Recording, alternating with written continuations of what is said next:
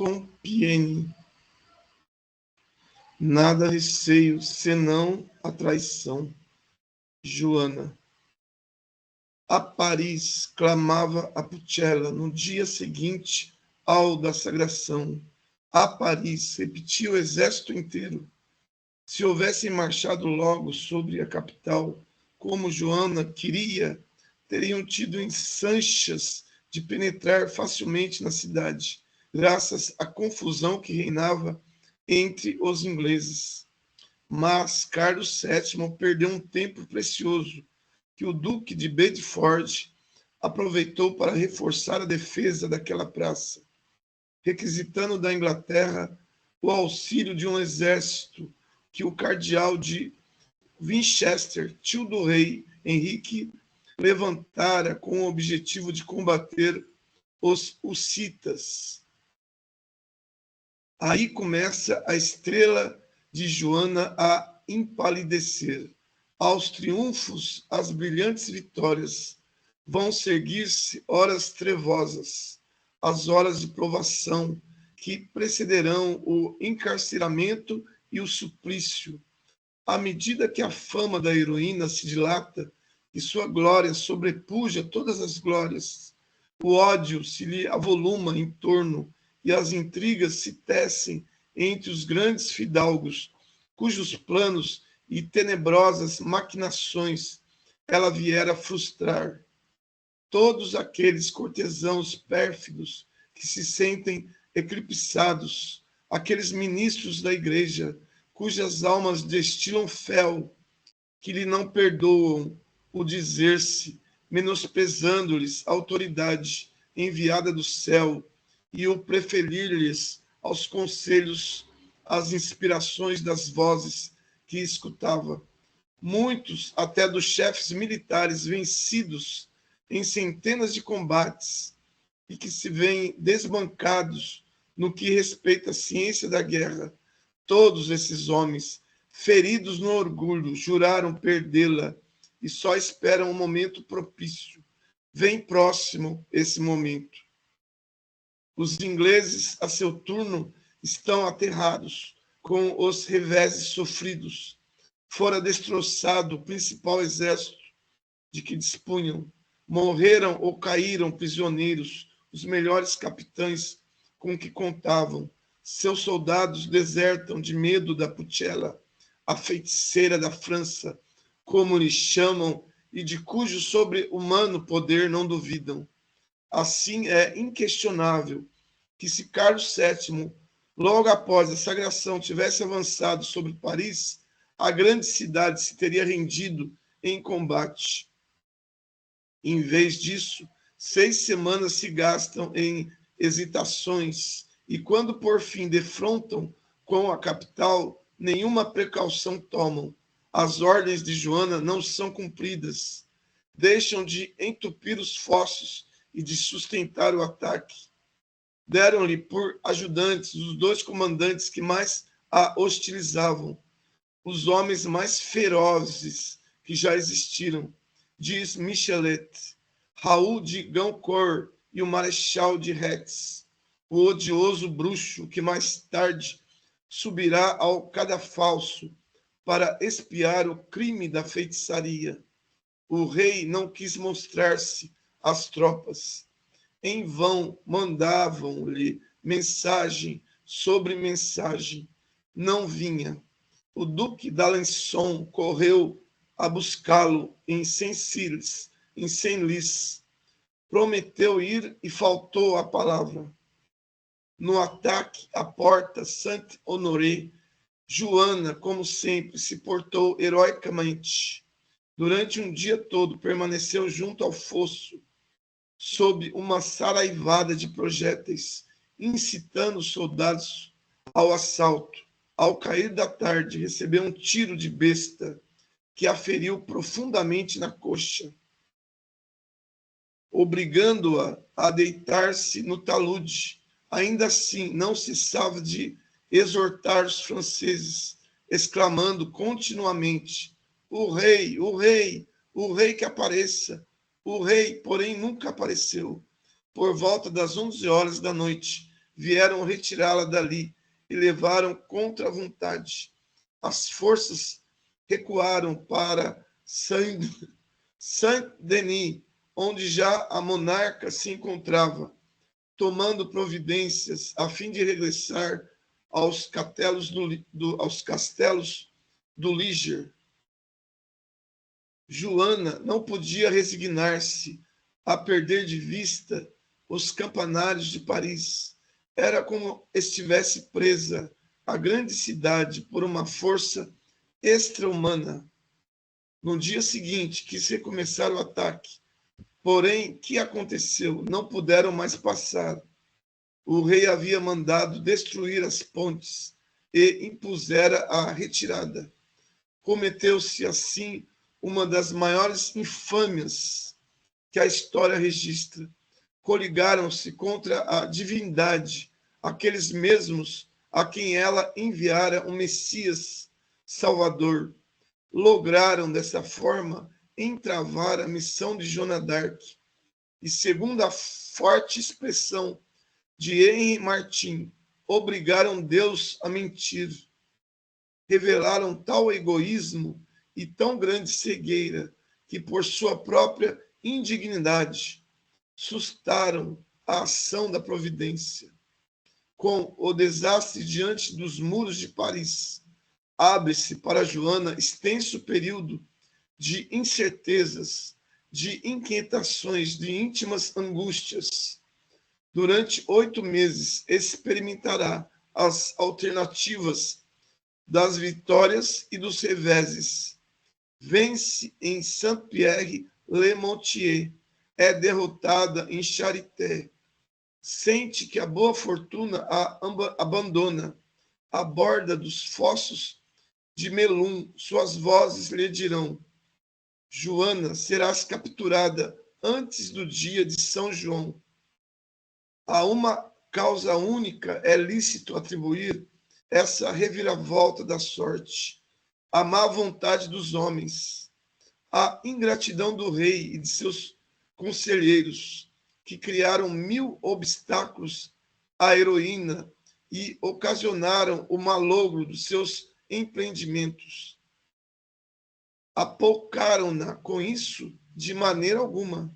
A partir desse momento é que ela se torna verdadeiramente grande, maior do que era por efeito de suas vitórias. As provações, o cativeiro, o martírio suportado com tanta nobreza, a elevarão acima dos mais ilustres conquistadores e a sublimarão aos olhos da posteridade.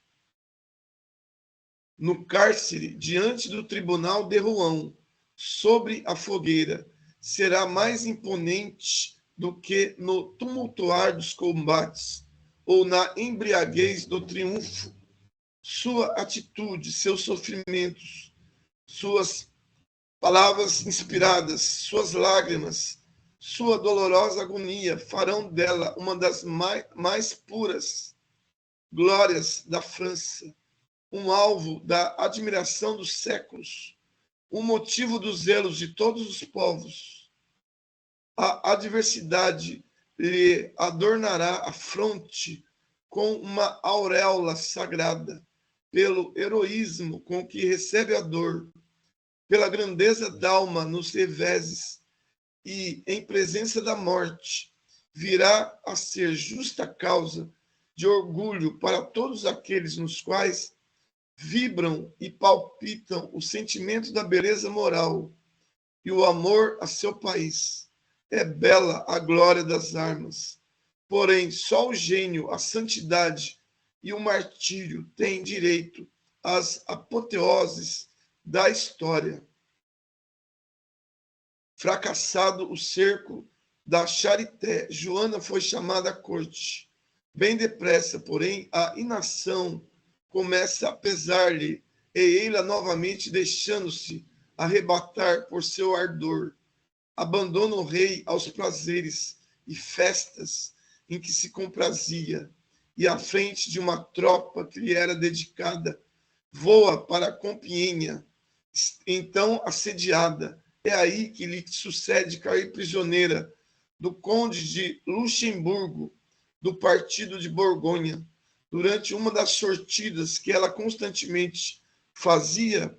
O governador da cidade, Guilherme de Flavy, mandou arriar o rastilho e a heroína, não tendo podido mais entrar na praça, foi capturada.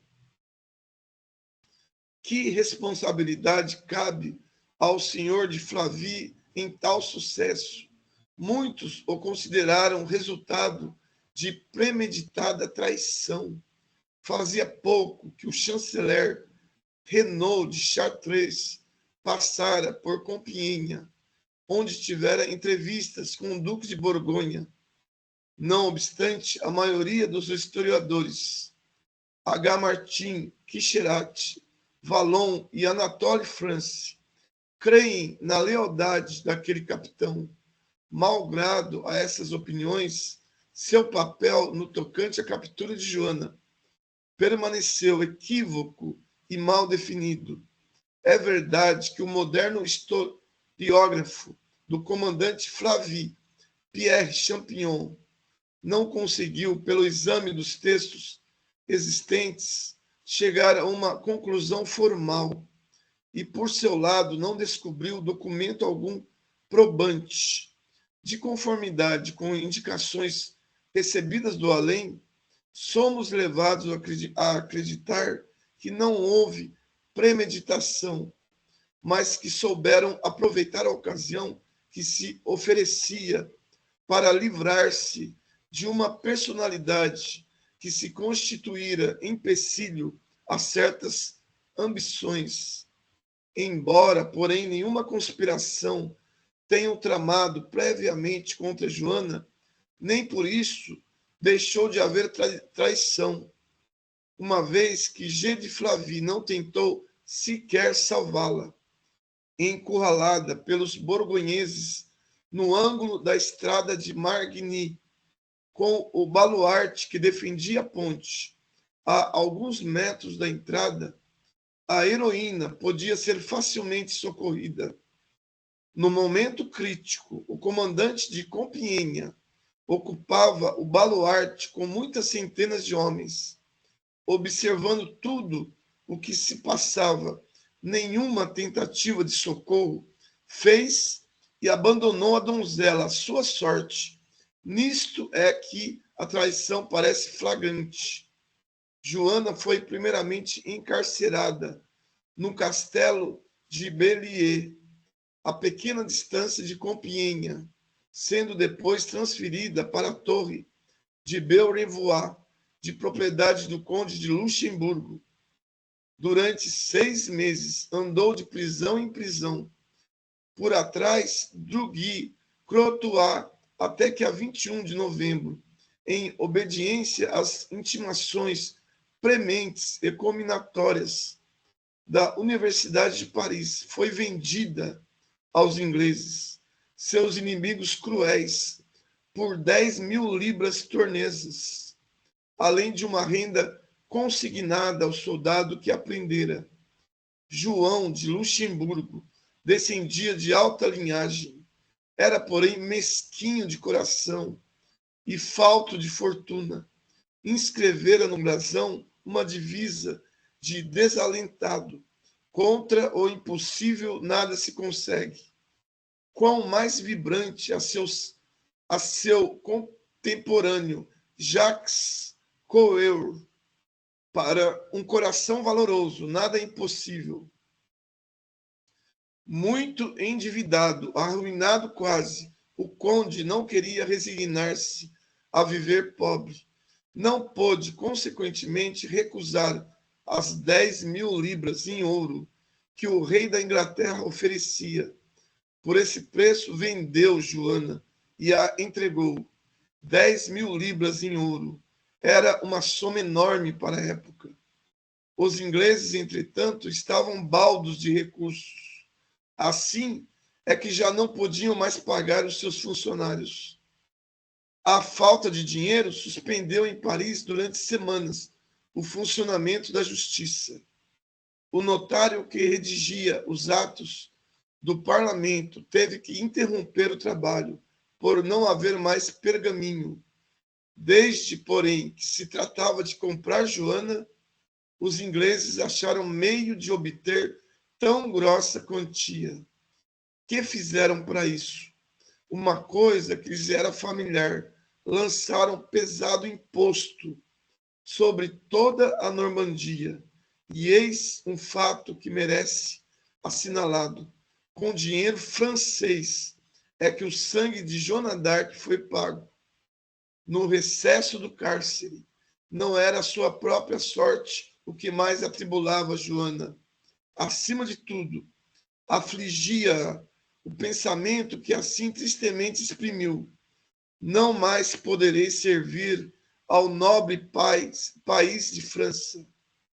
Ao ter notícia de que sobre a boa gente de Compiègne pesa a ameaça de ser passada a fio de espada, se a cidade cair em poder dos inimigos, precipitava-se do alto da torre de Belrivois para ir compartilhar-lhes da sorte.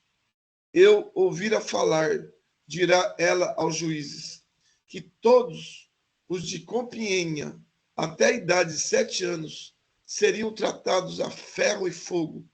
Achei então que mais valia correr o risco de morrer do que sobreviver à destruição das boas criaturas. De etapa em etapa, de prisão em prisão, chega finalmente a Crotoy, nos confins da Normandia, que os ingleses ocupavam. Metem-na numa torre de defesa que guarda a embocadura do Soma, da janela gradeada de ferro. Descortina ela um panorama de praias e mais longe a amplidão do mar. Pela primeira vez, dado-lhe é contemplar o imenso lençol líquido e o espetáculo a impressiona fortemente. O mar, com suas vagas espumantes, seus horizontes ilimitados, seus reflexos multicores, ela tão sensível às harmonias do céu e da terra, às belezas dos dias luminosos e do firmamento estrelado, se extasia na contemplação da vasta superfície, que ora apresenta a coloração cinzenta da prata, ora a de um azul intenso, e reflete à noite as cintilações dos astros. Escuta, maravilhada, o sussurro misterioso do vento e das ondas. Quando, a hora de preamar, lhe chegam aos ouvidos o queixume das vagas, o soluçar do oceano, profunda sensação de tristeza a invade. Os ingleses vão chegar, os ingleses que a compraram tão caro. Até então fora desde Compiègne, prisioneira dos borgonheses. Seus adversários, sem dúvida, mas homens da mesma língua, da mesma raça, e que a tratavam com atenções. Dali por diante, que é o que pode esperar dos bárbaros estrangeiros, a quem tantas vezes vencera, e que, votando-lhe ódio feroz, jamais perderam ocasião de injuriá-la, sentindo horrível angústia, a lhe despedaçar a alma, põe-se a orar. Ouve então a voz que lhe diz e repete: recebe tudo de bom grado. Passou assim em Crotoy 3 semanas. Um dia, as senhoras de Abbeville foram visitá-la, consolá-la, e por instantes misturaram suas lágrimas com as da Virgem.